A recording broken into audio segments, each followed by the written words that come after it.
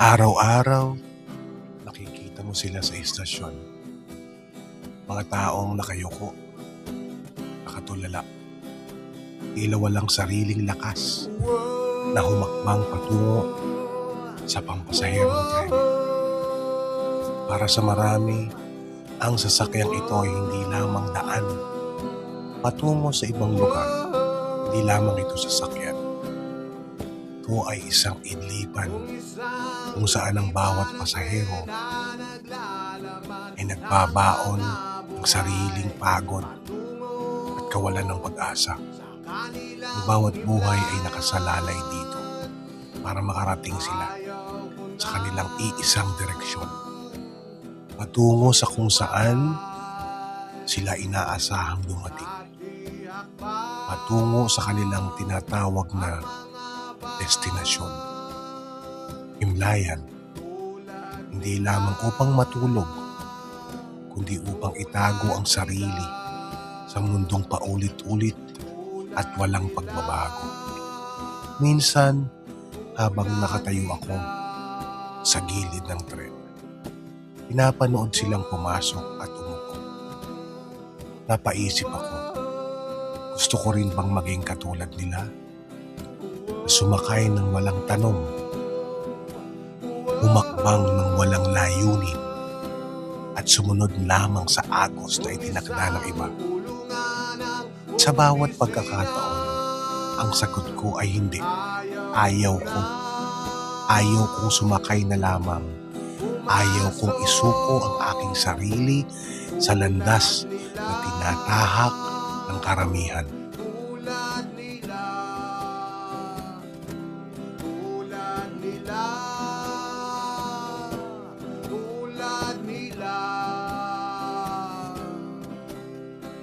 Tren, opisina, bahay. Tren, opisina, bahay. Tren, opisina, bahay. Tren, opisina, bahay. Tren,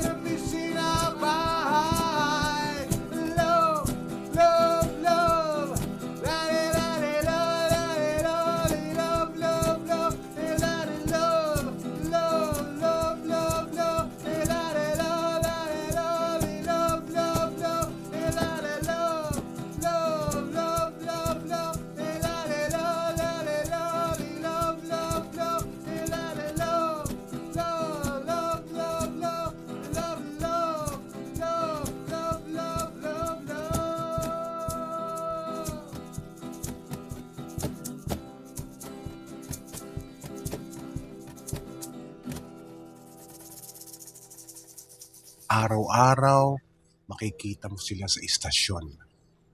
Mga taong nakayuko, nakatulala, tila walang sariling lakas na humakbang patungo sa pampasaherong tren. O baka kaya naman naglalakad lang sila dahil sumasabay sila sa agos. Sa daloy ng mga naglalakad, parang automatic. Para sa marami, ang tren ay hindi lamang daan o hindi lamang sasakyan patungo sa isang lugar. Sa trabaho, sa opisina, sa eskwelahan, sa mall. Yung iba, sumasakay dyan para makauwi. Ang bawat pasahero ay may dala. May bit-bit. Pwedeng bag, attache case nung araw. Ngayon, bihira ka na makakita nun. Kadalasan, ang bit-bit natin ay ating mga cellphone. Nakatungo, nanonood, o kaya ay nakikinig sa kung anumang podcast, sa kung anumang kanta. Ang bawat buhay ay nakasakay sa tren patungo kung saan. Nakatali tayo sa isang direksyon. May mga istasyon at may mga hagdan, paakyat at pababa. Patungo kung saan hindi natin alam. Ang mga katabi natin, hindi natin kilala. Pero patuloy tayo sa pagsakay sa tren. Dahil ito lamang kadalasan ang ating sasakyan. Papunta sa kung saan. Yung iba, makikita mo, nakatungo. Yung iba, umiidlip. Yung iba talagang tulog na. Tinatago natin ang ating sarili sa tren. Inalagay natin ito para makarating sa pupuntahan natin. Minsan iniisip ko, gusto ko pa rin bang sumakay ng tren katulad nila? Sumasakay ng walang tanong, humahakbang ng walang layunin, sumusunod lamang sa agos na itinakda ng iba para sa atin. At sa bawat pagkakataon ng sagot ay hindi. Ayokong maging katulad nila. Ayoko lang sumakay ng walang direksyon. Ayoko ng paulit-ulit na tren, bahay, opisina. Na tren, opisina, bahay. Ayokong isuko ang aking sarili sa landas na iisa lang patupuntahan.